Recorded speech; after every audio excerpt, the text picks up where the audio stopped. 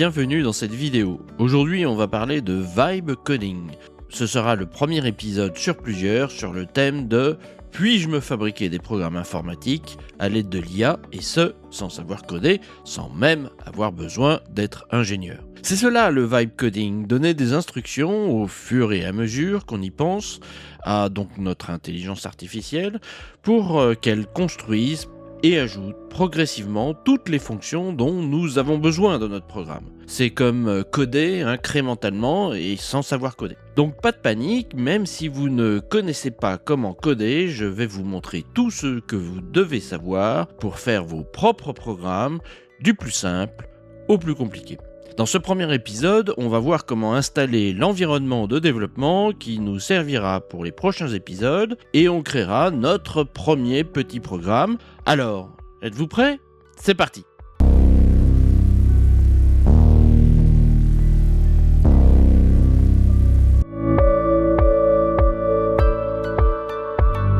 Alors ici on est sur Macintosh, mais ça sera exactement pareil sur PC, donc ça ne change pas beaucoup. Donc la première chose qu'on va faire, c'est télécharger Visual Studio Code. Donc vous aurez le lien pour le télécharger dans la description. Une fois qu'il est téléchargé, vous allez le lancer donc, pour qu'il s'installe. Donc là je suis sur un émulateur pour avoir un Macintosh complètement vierge, donc ça a l'air un petit peu plus lent. Donc là, il nous propose Copilot, qui est la solution pour coder par IA de Microsoft. On va pas le prendre, on va prendre ChatGPT. Alors, pour installer ChatGPT, on va dans ce petit icône là avec 4 carrés. Déjà, on installe Python. Donc c'est la première option.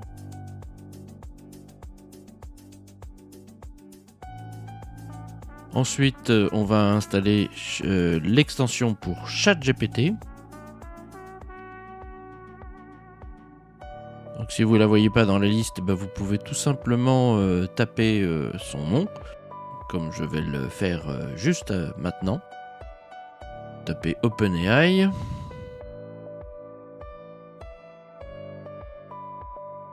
Et donc vous voyez Codex apparaître. Donc vous cliquez sur Installer.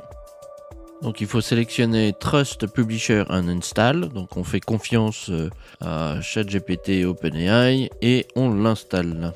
Donc maintenant vous voyez qu'il y a le petit icône de OpenAI sur la gauche et donc c'est l'icône qu'on utilisera plus tard lorsqu'on fera du vibe coding. Donc maintenant nous allons lancer le terminal sur macOS et sur PC ce sera CMD, donc la ligne de commande. Donc première chose, on vérifie si Git est installé, là c'est le cas. Alors si c'est pas installé, il faudra aller le chercher, je vous mettrai le lien en description et il faudra l'installer. Donc ça c'est bon, sur macOS c'est installé par défaut, c'est une bonne nouvelle. On regarde la version.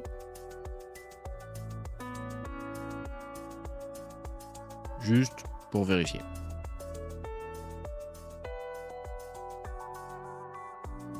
Donc maintenant nous allons faire la configuration avec git config -- global user.name et là vous mettez votre nom prénom. Bon là je vais juste mettre Jérôme. Ensuite on va faire git config user.email et puis là vous mettez votre email. Donc je agrandis un petit peu parce que c'était tout petit.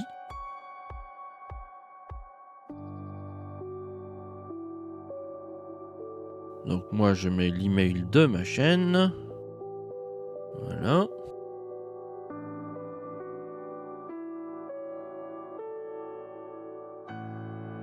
C'est bon.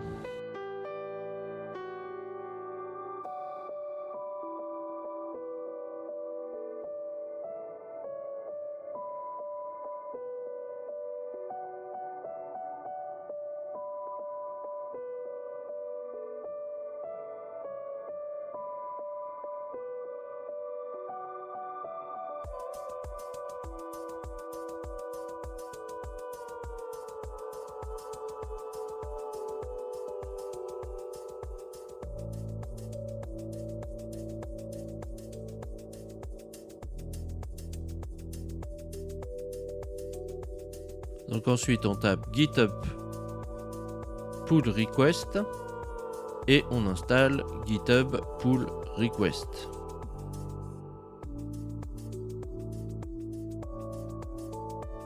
On revient au terminal.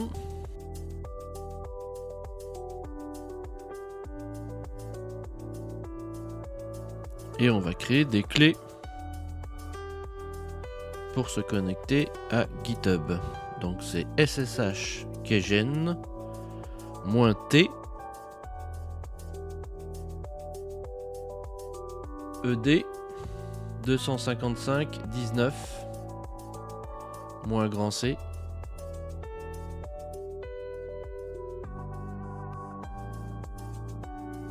et l'email.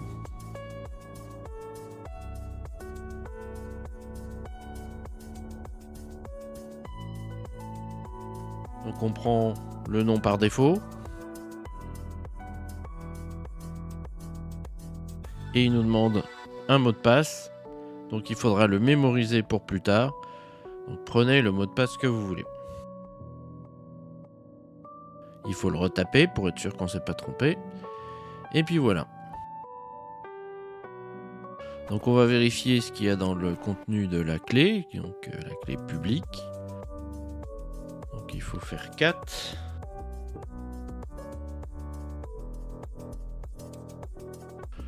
.ssh / id. Alors c'est le même nom qu'en haut, on peut le copier d'en haut. Et donc on voit qu'il y a une clé dedans, donc on le laisse à l'écran, on l'utilisera plus tard. Donc maintenant nous allons aller sur le site de GitHub. Donc vous tapez github.com.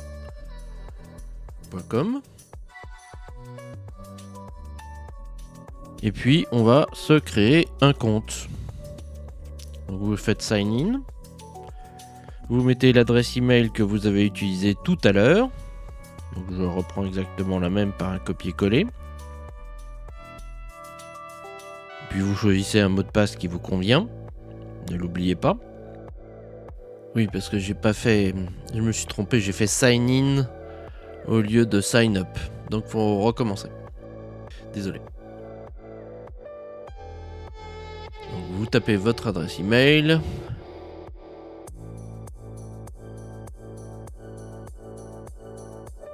Votre mot de passe. Votre username. Donc ça c'est votre petit nom. Peu importe, hein, vous mettez ce que vous voulez. Votre région. Alors moi j'ai déjà un compte.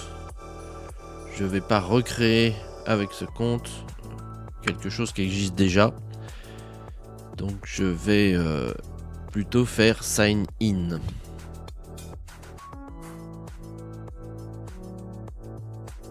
Voilà, donc je vais rentrer mon mot de passe.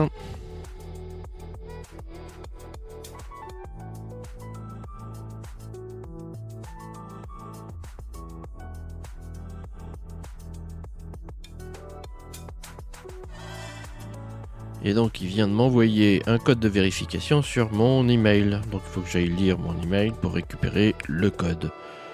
Vous aurez peut-être ça aussi à faire. Je ne sais pas s'il l'envoie à chaque fois. Ce n'est pas sûr à mon avis. Donc préparez-vous à avoir votre lecteur de mail ouvert.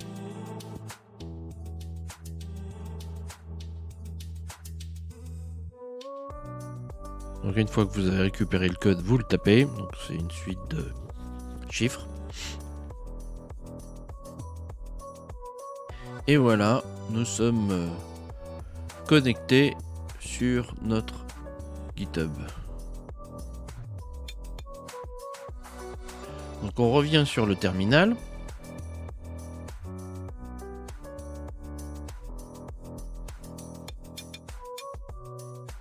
Et on va voir si on peut se connecter à notre GitHub. GitHub en faisant ssh-t git@github.com. Qui me demande si je veux continuer. Je lui dis oui. Et il me dit permission refusée parce que évidemment j'ai oublié d'inscrire cette fameuse clé qu'on a créée juste avant. C'était pas pour rien. il faut l'insérer dans le GitHub. Donc pour cela,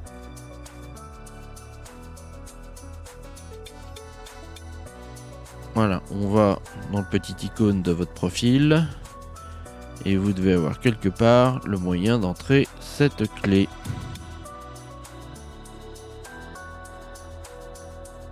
Donc c'est dans Settings et vous voyez il y a une option SSH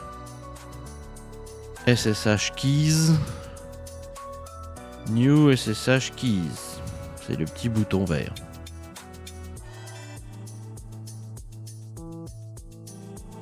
Donc là vous lui donnez un nom, bon moi je vais mettre des mots parce que c'est juste pour la démonstration. Et je vais recopier ce que j'ai vu tout à l'heure dans le terminal qui était stocké dans le fichier de clés qu'on a créé pour l'occasion. Donc je fais copier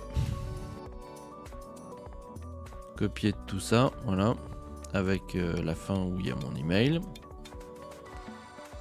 Et je recopie ça et je fais add SSH key. Maintenant je retourne sur le terminal et je réessaye. Il me redemande le mot de passe, donc je vais lui redonner le mot de passe et voilà, on voit que cette fois-ci ça a marché. Donc on voit que maintenant j'ai accès à GitHub. Donc pour l'instant ça ne nous sert pas pour le premier exercice qu'on va faire, mais c'est juste pour vérifier que ça marche. Donc là je regarde si Python est installé, c'est le cas. Et donc en tapant Python 3 ou Python 3 - version, on voit s'il est installé ou pas.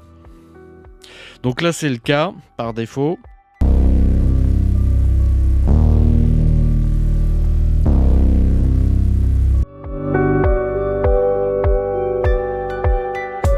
Alors j'ai cherché ce qu'on pourrait faire comme petit programme de démarrage et je voulais faire quelque chose qui soit quand même un petit peu utile. Donc j'ai choisi de faire un système de backup. Donc vous avez un répertoire qui va évoluer au fur et à mesure de vos besoins.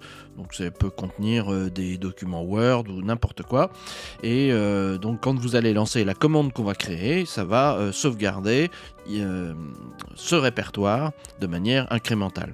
Donc c'est le but un peu de ce petit programme que je demande à ChatGPT de faire. Donc je lui dis tout simplement, je voudrais faire un programme Python qui, une fois lancé, fasse une copie de secours d'un répertoire de travail avec datation.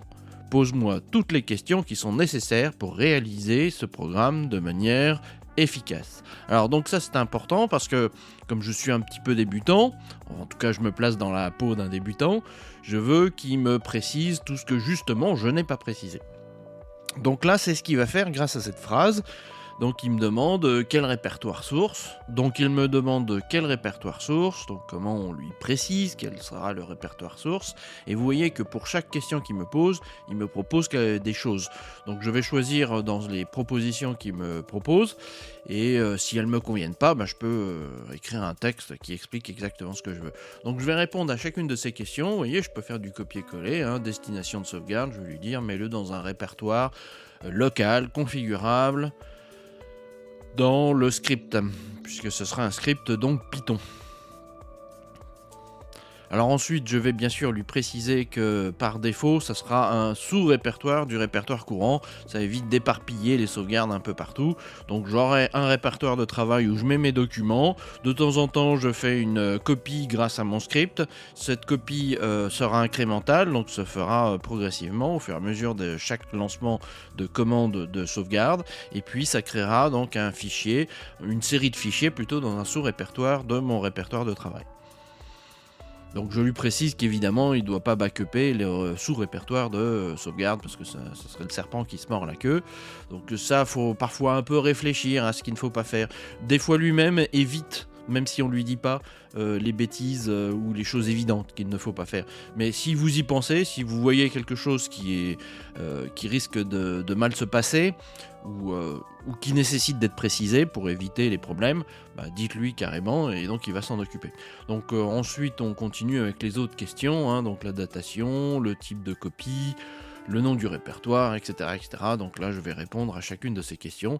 Alors, soit je choisis effectivement dans les options qu'il m'a dit, donc vous n'avez pas besoin de mettre du baratin, vous mettez tout simplement ici, il a mis ça sous forme de chapitre, donc je mets le titre du chapitre et je prends un bout de texte qui correspond à la réponse. S'il faut que je rajoute des choses, comme ici, là, je rajoute des choses, mais sinon vous faites juste du copier-coller, ce qui vous permet de choisir parmi ces propositions. Ça va du coup assez vite.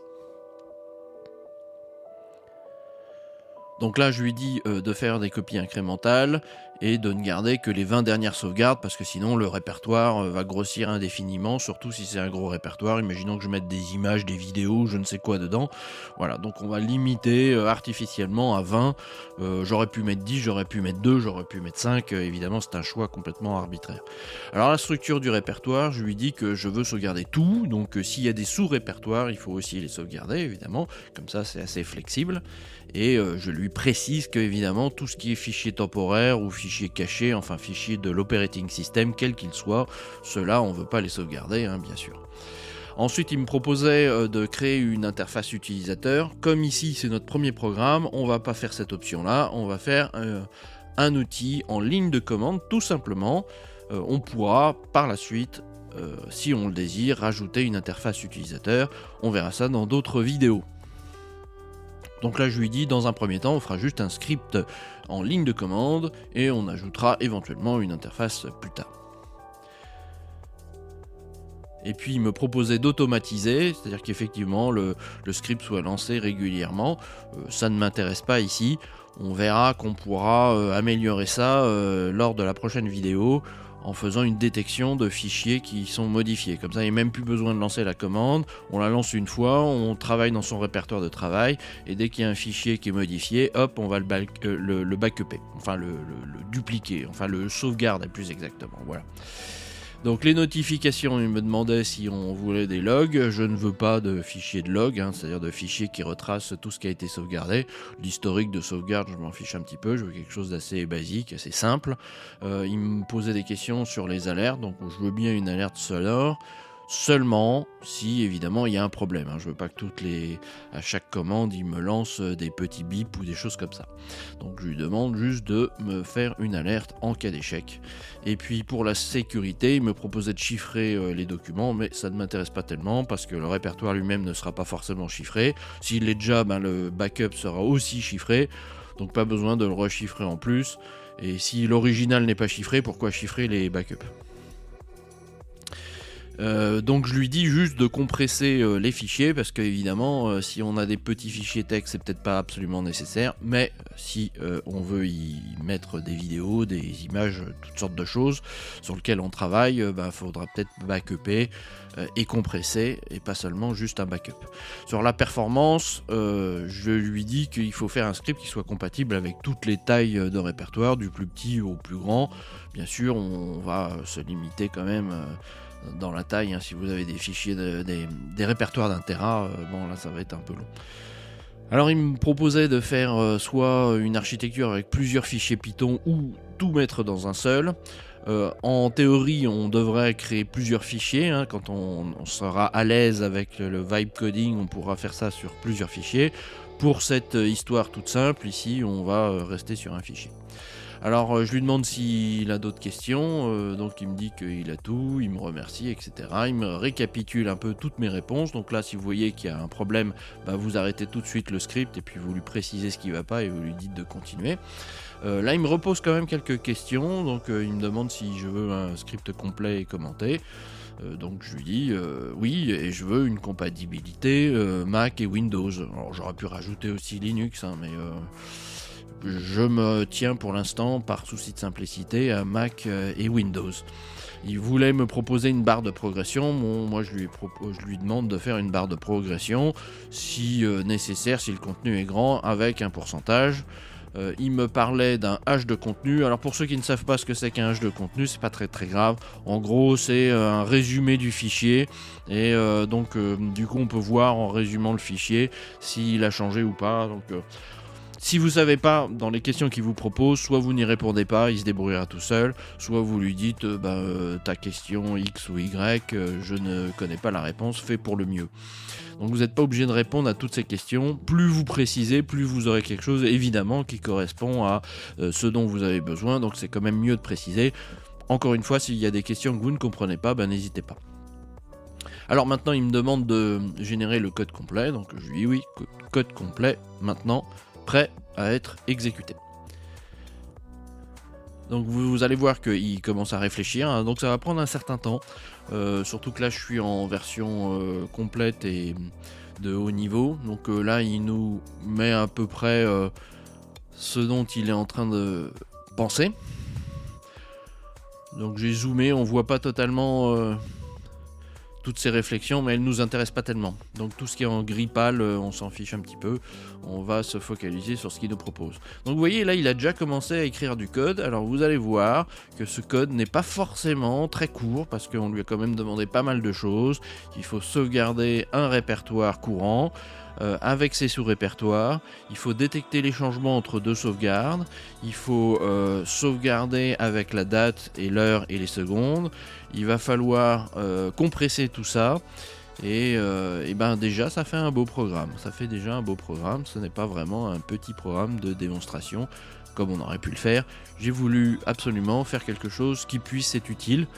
Donc vous retrouverez plus tard, je vous donnerai un endroit où vous pourrez télécharger tous les codes sources qu'on aura générés ensemble. Pour l'instant, je ne vous le donne pas parce qu'il faut qu'on apprenne à utiliser un outil pour la sauvegarde sur le web.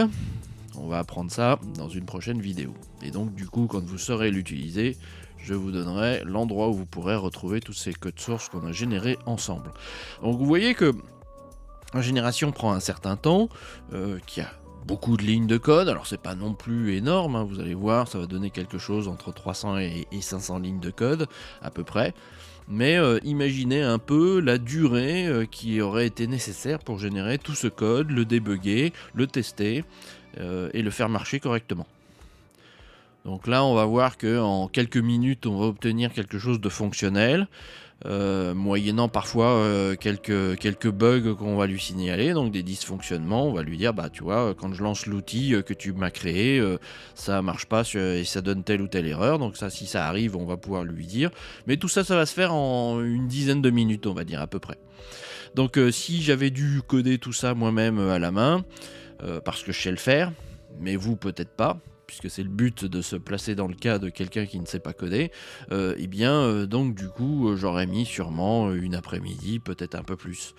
Donc vous voyez, on va résumer 4 heures de boulot en 10 minutes. C'est quand même extraordinaire pour ceux qui savent coder, et c'est aussi extraordinaire pour ceux qui ne savent pas coder, puisque ça leur permet évidemment de créer des choses qu'ils n'étaient pas capables de créer avant.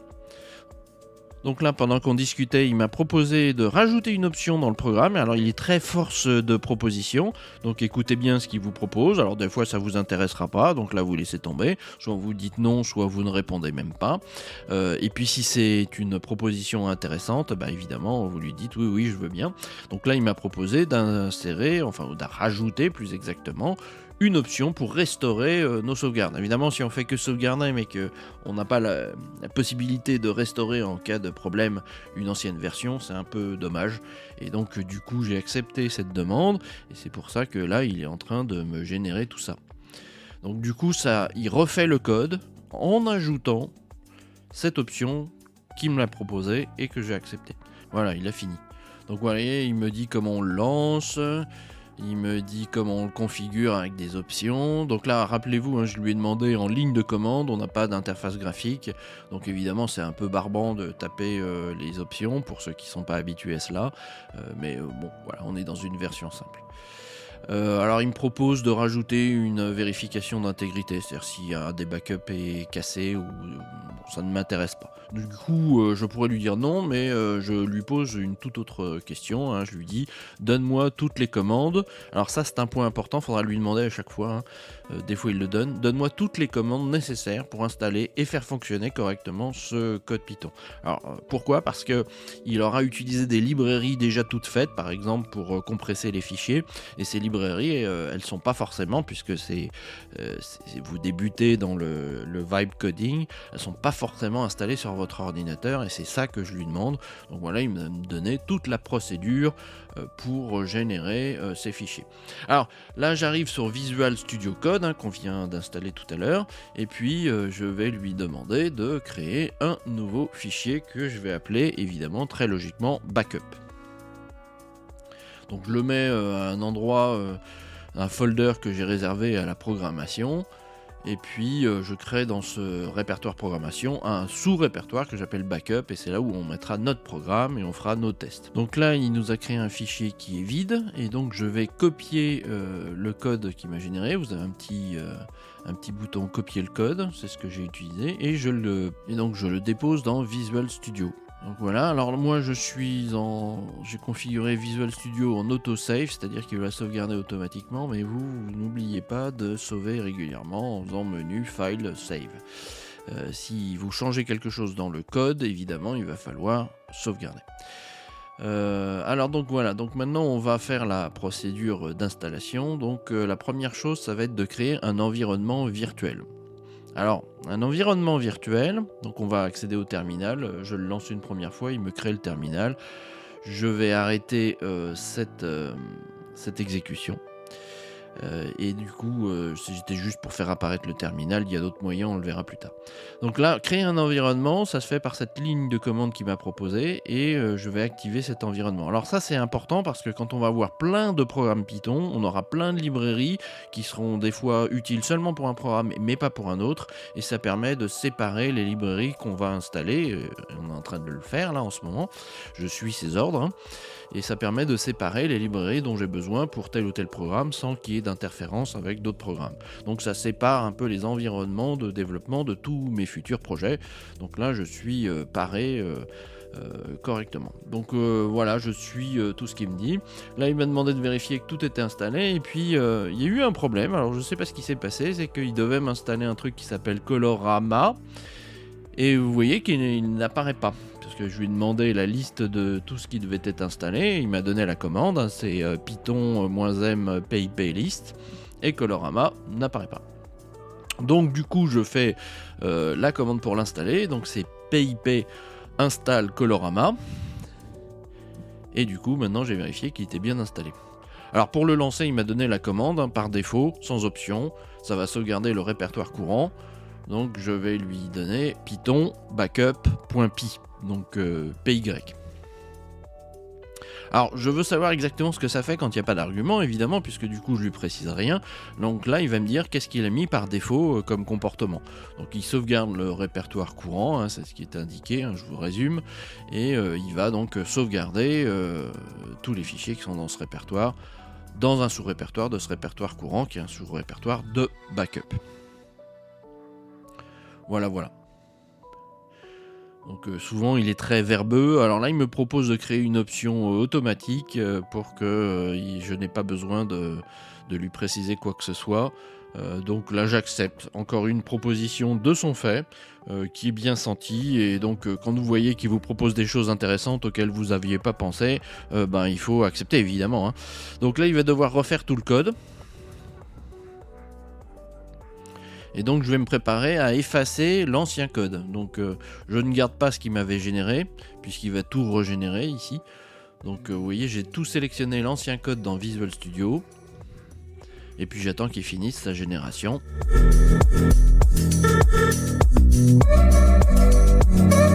Donc ça prend un certain temps, hein, évidemment.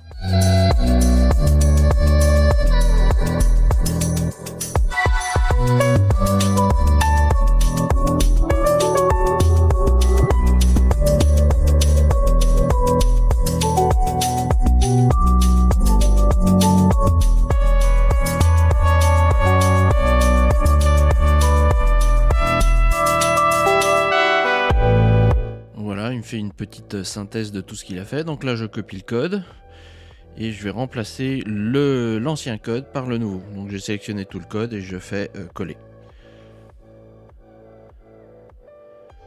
Voilà. Alors on va dans le terminal, qui est la petite fenêtre qui est juste en dessous, et puis on tape Python ou Python 3, parce que là on est en version 3, donc si vous avez plusieurs versions de Python sur votre ordinateur, c'est mieux de préciser. Donc moi j'en ai plusieurs, donc je précise, Python 3, et là j'ai une erreur, et mettons que je ne comprenne pas pourquoi. Donc dans ce cas-là, quand vous avez une erreur comme ça, vous lui copiez l'erreur, hein, donc c'est ce que je fais. Et on va, alors là je l'ai relancé, juste pour être sûr que on avait 2 fois la même. Et puis je lui colle l'erreur, sans texte. Il comprendra que c'est une erreur et il me précise ce qui va pas. Donc là en gros, hein, je vous fais grâce de lire tout ce qu'il m'a raconté, mais en gros ce qu'il me dit c'est que je suis pas dans le bon répertoire. Donc je suis pas dans le répertoire où se trouve mon fichier de backup. Et donc évidemment, ça marche pas. Donc là j'y vais, hein, donc je vais dans programmation backup, je vérifie que effectivement j'ai bien mon fichier, voilà je le vois backup.py, donc ls c'est dire en Windows, hein, moi je suis sur Mac, et j'ai lancé un premier backup et vous voyez qu'il m'a créé un sous-répertoire backup, donc qui correspond à la sauvegarde, la première sauvegarde que j'ai fait.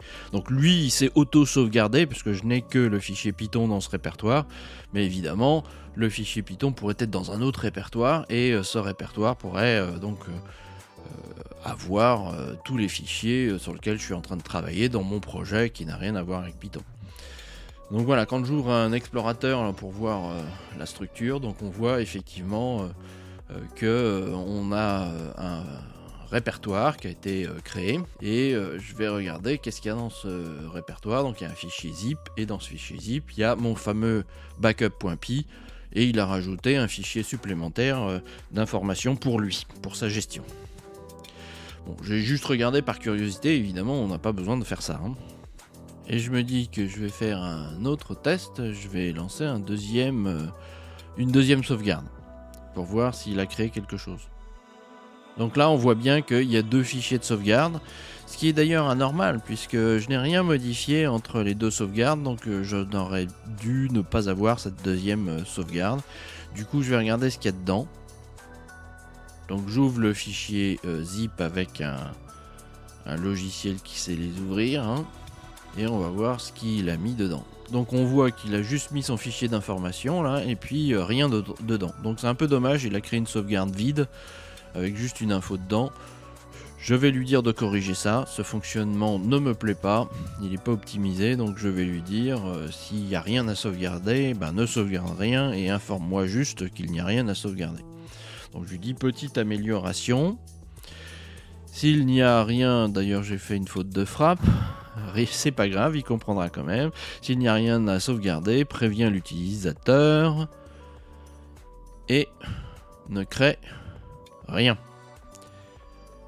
Donc du coup, bon, il est toujours dans son mode ultra positif, excellente idée, etc. Et du coup, donc, il va me proposer une solution.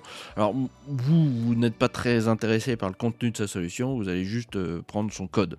Donc voilà, du coup, je vais sélectionner l'ancien code, puisqu'il va disparaître. Et puis, il m'a généré un nouveau code que je vais copier. Donc, vous utilisez toujours le bouton « Copier le code ». Comme ça, vous embêtez pas et vous le collez ici. Du coup, je le lance pour voir si ça marche et il ne fait rien. Alors là, mystère, il ne fait rien, je comprends pas pourquoi.